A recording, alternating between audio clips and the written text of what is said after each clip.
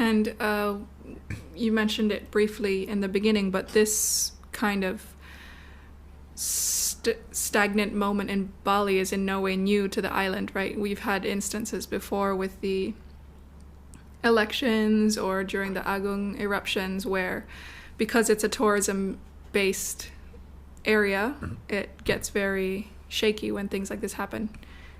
How did you kind of deal with past situations, and how is that similar or different, or I guess we've seen a lot, and I think as one example, the Agung, when that had its eruptions, I got contacted from a lot of press in Norway, and the perception they had and wanted to have was that people were actually, jumping into the water and swimming away from this huge volcano that was blowing everything up.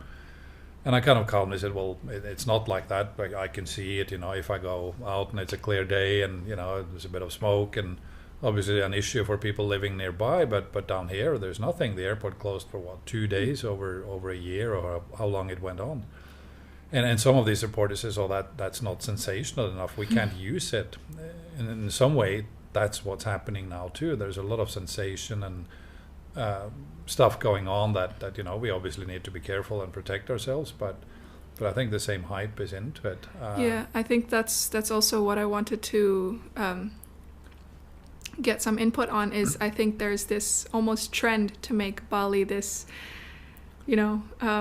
almost unagreeable place to live in when these things happen. And why do you guys think that is? That there's always this sensational news. Oh gosh, I think that has a lot to do depends with who's listening. Yeah, it depends on who's listening. Careful there. But I think now we're talking about, I don't know what's going on with the world, and I kind of think it was a bit of an accident and all the perfect storm, if that makes sense, in what happens with COVID. It's obviously real, it's obviously dangerous, but I think the world by far has overreacted to what it did. But these reactions and what you see in the press has a lot to do with competitive tourism from neighboring countries. It doesn't matter if it's Australia or Malaysia or Thailand and so on. They might not be motivated from a government perspective, but the different news channels and so on will dig into any sensation they can find to paint the picture a bit darker than what it really is during all these occasions. Yeah. Well, we got over a big bomb blast in 2002, and that was sensational, and that was really bad for the island and bad for the whole country's tourism industry, and that closed us down, not in the same way that we're closed down now, but it closed us down in terms of tourism for a number of months. But it bounced back.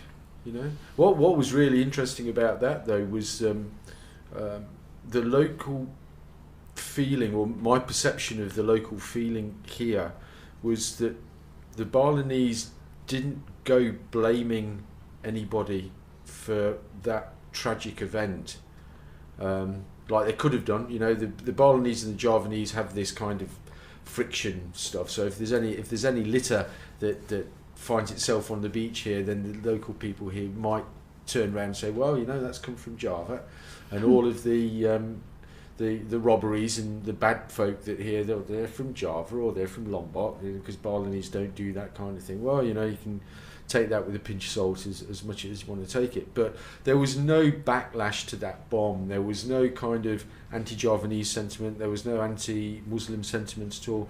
In fact, the opposite happened.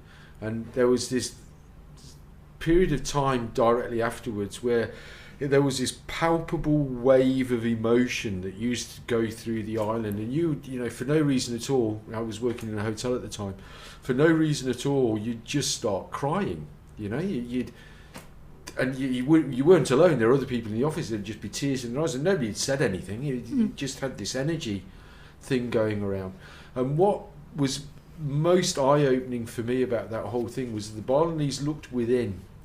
They blamed themselves for such a tragic event, that they were losing touch with their purpose and their sense of balance and harmony and keeping things in check and that sort of stuff. So they got back into doing their ceremonies a bit more. That was around the Dewa Sraya thing that we were both involved with, right? So there was very much a a sense of coming together, which I think this particular situation that we're in right now is also manifesting in the sense of communities coming together. It's interesting. I think the world's got a lot to learn from places like Bali. Yeah, I think the Balinese, like Andy was saying, they talk a lot about, intrinsically, so it's like skala ni skala, the seen and unseen. So you have external factors, and then you have internal factors, or sometimes spiritual, energy, karmic factors.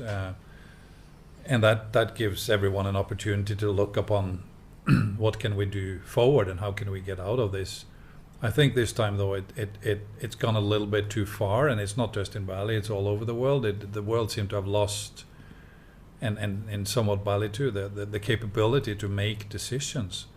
There's this fear and this protectionism that at the end of it, I think, potentially could kill a lot more people than actually the virus does. And that to me is a much bigger threat, the impact of this. And it doesn't mean that we necessarily jump straight back into opening up for tourism and mass tourism, the usual thing, but we have to take step forwards towards, people call it new normal, and I don't particularly like that, but where are we going to go with this? We got to make decisions and take clear steps with this. As a government, Bali needs to, and there is good decisions, but the community, business community, and all these people need to come together.